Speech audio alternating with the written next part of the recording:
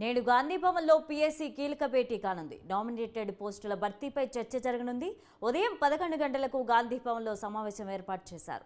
CM Revanth, Manikrao Thackeray హాజరవబోతున్నారు. వచ్చే parliament ఎన్నికల సన్నాహాలపై ప్రధానంగా చర్చ జరిగే అవకాశం ఉంది.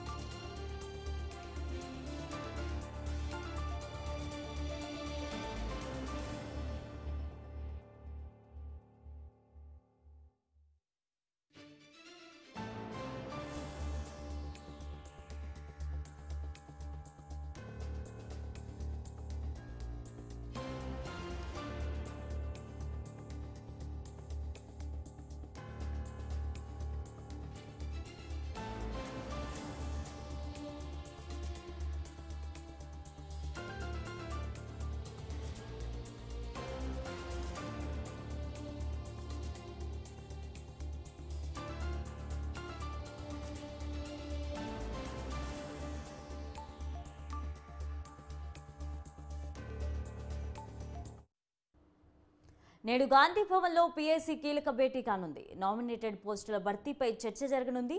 ఉదయం 11 గంటలకు గాంధీ భవన్లో సమావేశం ఏర్పాటు చేశారు. సీఎం రేవంత్, మాణిక్రావు ఠాక్రే హాజరవబోతున్నారు. వచ్చే పార్లమెంటు ఎన్నికల సన్నాహాలపై ప్రధానంగా చర్చ జరగనుంది. అయితే దీనికి సంబంధించి మరింత సమాచారం మా ప్రతినిధి రాంప్రసాద్ అందిస్తారు. రాంప్రసాద్, చెప్పండి. రైట్ లావణ్య, మనం చూస్తున్నట్లయితే ఈ రోజు ఉదయం 11 గంటలకు గాంధీ భవన్ లో టీపీసీసీ రాజకీయ వ్యవహారాల కమిటీ పిఎస్సీ సమావేశం జరగనున్నది. ఈ కమిటీకి సంబంధించి రాష్ట్రానికి ముఖ్యంగా ఇన్ఛార్జ్ గా ఉన్నటువంటి మాణిక్రావు ఠాక్రే అధ్యక్షత వహించనున్నాడు ఈసారి మాత్రం. ఎందుకంటే గతంలో పిసిసి అధ్యక్షుడిగా ఉన్నటువంటి రేవంత్ రెడ్డి ముఖ్యమంత్రిగా ఉన్న నేపథ్యంలో ఈ యొక్క సమావేశానికి తొలిసారి అయితే అధ్యక్షతన మాణిక్రావు ఠాక్రే అయితే ఉండబోతా ఉన్నారు. ఈ క్రమంలో ఈ రోజు జరగనున్నటువంటి సమావేశంలో పిఎస్సీ సభ్యులుగా ఉన్నటువంటి రాష్ట్రంలోని నాయకులందరూ, పిఎస్సీ కాంగ్రెస్ పార్టీ సీనియర్ నాయకులందరూ కూడా ఈ యొక్క పిఎస్సీ సమావేశంలో పాల్గొన్నారు. ముఖ్యంగా రానున్న రోజుల్లో కాంగ్రెస్ పార్టీ తీసుకోవాల్సినటువంటి విధి విధానాలపై చర్చలు జరుగుతున్నాయి. ముఖ్యంగా ఇప్పటికే మనం చూస్తే ఈ రోజు జరగనున్నటువంటి పిఎస్సీ సమావేశానికి అయితే ముఖ్యమంత్రితో పాటు ఉప ముఖ్యమంత్రి కూడా పిఎస్సీ సభ్యులుగా ఉన్న నేపథ్యంలో వారు కూడా హాజరు కానున్నారు. ఈ క్రమంలో మనం చూసుకుంటే రాష్ట్రంలో ప్రస్తుతం పిసిసి అధ్యక్షుడిగా కొనసాగుతున్నటువంటి రేవంత్ రెడ్డి ముఖ్యమంత్రి కావడంతో పిసిసి సభ్యుడిగా ఎవరైనా ఎంపిక చేస్తారా లేదంటే దానిపై కూడా చర్చించే అవకాశం ఉంది. అంతేకాకుండా రానున్న రోజుల్లో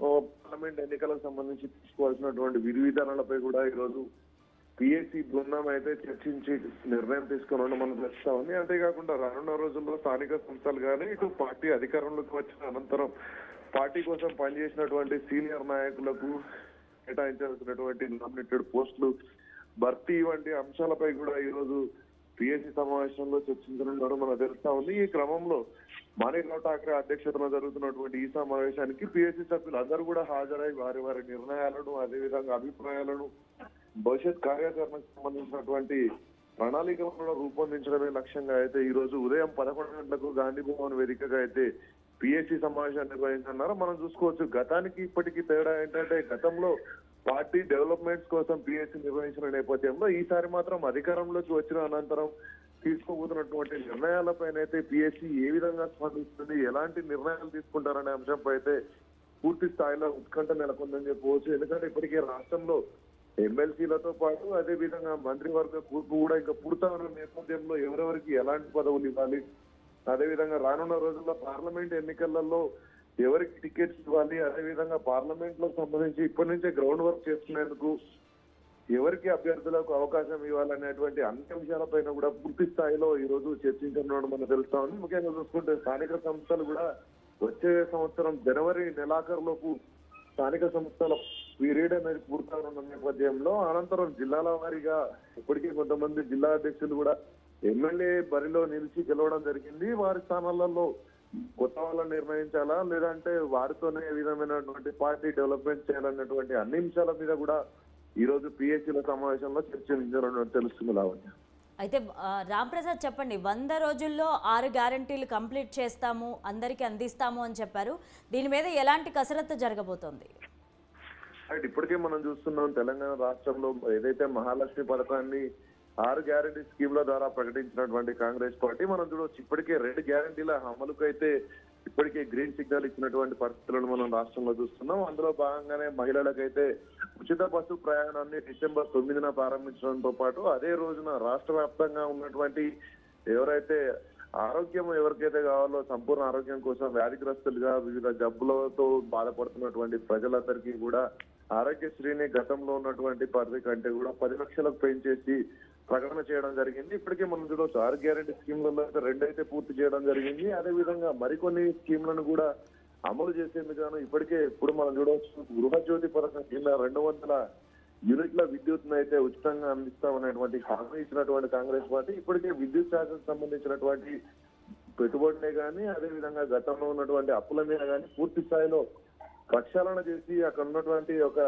డిపార్ట్మెంట్ లో తీసుకోవాల్సినటువంటి చర్యలపైన కూడా ఇప్పటికే పలుమార్లు సమీక్షించిన నేపథ్యంలో ఇంకా రానున్న రోజులలో మనం చూడవచ్చు ఇందిరమ్మ గృహ నిర్మాణం కింద అయితే 5 లక్షల రూపాయలు కేటాయించేందుకు కాంగ్రెస్ పార్టీ యోచన చేస్తున్న నేపథ్యంలో పూర్తి స్థాయిలో అన్ని అంశాలను కూడా 100 రోజులలో పూర్తి చేస్తామన్నటువంటి ఒక హామీని నిలబెట్టుకునేందుకు కాంగ్రెస్ పార్టీ తీవ్ర స్థాయిలో కసరత్తు చేస్తా ఉంది. ఈ క్రమంలో రాష్ట్ర ముఖ్యమంత్రిగా ఉన్నటువంటి రేవంత్ రెడ్డి అన్ని శాఖలను సమన్వయం చేసుకుంటూ పలు సమీక్షలతో పాటు జిల్లాల వారీగా కూడా సమీక్షలు నిర్వహించేందుకైతే ప్రణాళికలు సిద్ధం చేస్తా ఉన్నారు.